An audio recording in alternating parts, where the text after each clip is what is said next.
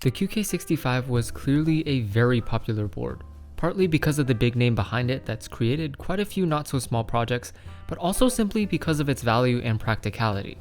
Today we have something that stacks up in terms of value. This is the Jris65, a new budget-oriented 65%, but it's by a studio you've probably never heard of before. How does it compare to the current king? Before we get started, this video is brought to you by Drop. Drop recently released their Sense 75 keyboard, featuring Bisco material gaskets, south-facing hot swap, RGB underglow, and a weight piece. The bare bones kit goes for $250, and a fully assembled kit with DCX keycaps, Holy Panda X switches, and Phantom stabilizers custom designed by Gateron will run you $478. The first 500 customers to order the Sense 75 will also get a free MT3 keycap set, limited edition novelty keycaps, and a carrying case, so be sure to check it out. Learn more at the link in the description. First off, we've got this note from my key club. I'm changing my channel name now. In this bag on top are screen protectors for the weight, and various cleaning things to install them. The board comes with an included carrying case. In it is a cable, our palm plate, PCB and included tape,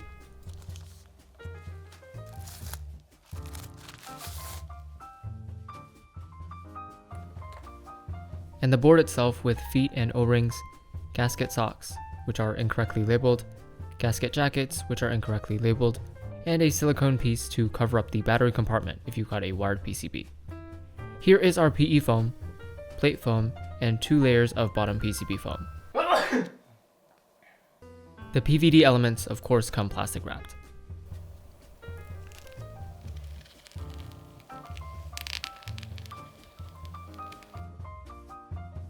Jris65 or Jris65 is a screwless budget 65%. We have hot swap and soldered wired PCBs, and also a hot swap Bluetooth PCB. The hot swap and soldered wired PCBs can all support stepped caps, split left shift, split backspace, and ISO enter.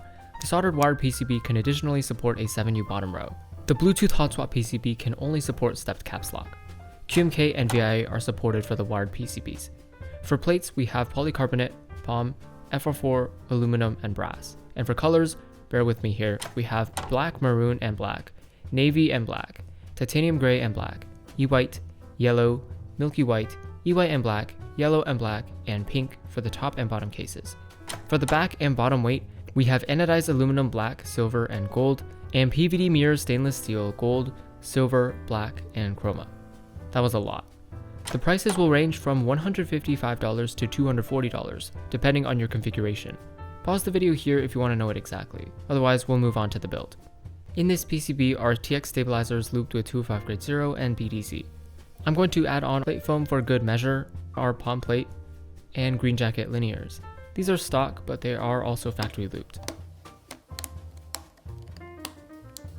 Jris65, just like the QK65, comes with gasket socks and gasket jackets instead of sticky pour-on gaskets.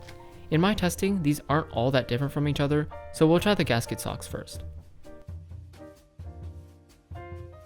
With the inner assembly done, let's open up the case to put it in. Because this case has a screwless exterior, the screws holding the top and bottom case together are on the inside here. If you want to access these after building, you will have to temporarily remove a few keycaps. Now I can connect the daughter board, which has a ridiculously short cable. I recommend disconnecting the cable from the daughter board, putting it into the main PCB, then putting it back in the daughter board. Let's put the inner assembly in place, screw in the case screws, and install our keycaps. Today we're going with CRP round 4 to match this off-white color.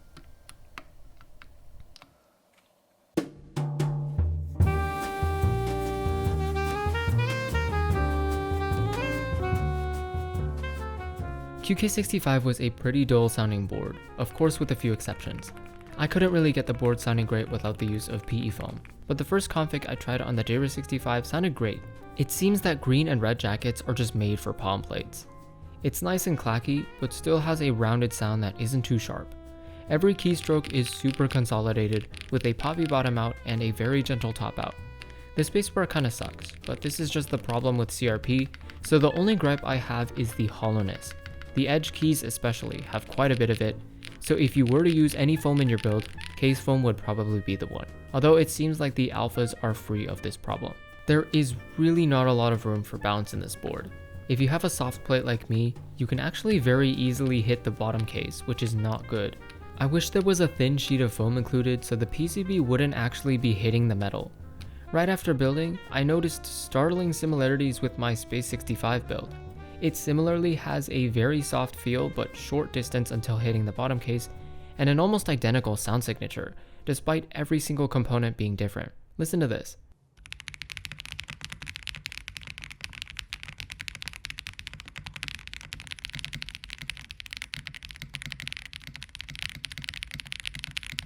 The design is pretty flashy this time around, with the double PVD steel elements. This kinda reminds me of the TGR Jane, which had a separate back piece and bottom piece. Of course, the Jris isn't even close to being in the same price range. On the top we have uniform bezels and nice rounded corners. The top and bottom both have very small chamfering. Moving to the side, we can see how the top overhangs the bottom case, and that the bottom case also has an angle to the rear portion.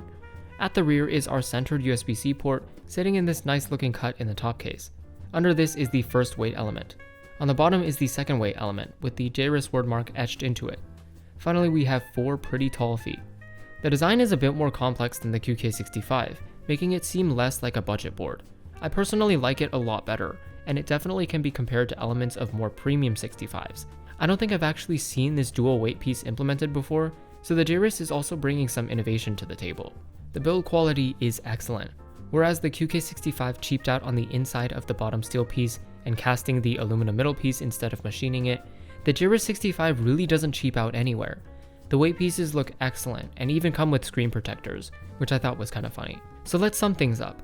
Considering the QK65 restock, which bumped up the price and upgraded a few things. Both have Bluetooth options. The Jris has 3 color customizable parts, the top case, bottom case, and weight, while the QK65 has 2, the top and weight. Both have no shortage of plate options, with the Jris also including brass, and both include gasket jackets and socks. While the QK65 was a maximum of around $235, the Jris can go up to $240, with a Bluetooth PCB, E-coated case, and stainless steel PVD weight. And in my experience, the Jris sounds better. To me, the Jris comes closer to being the perfect budget board than the QK65. It's not dependent on PE foam at all, doesn't skimp in quality anywhere, and is designed with premium 65s in mind. So for those of you looking for your perfect entry board, or even a new one to add to the collection, the Jris65 is it.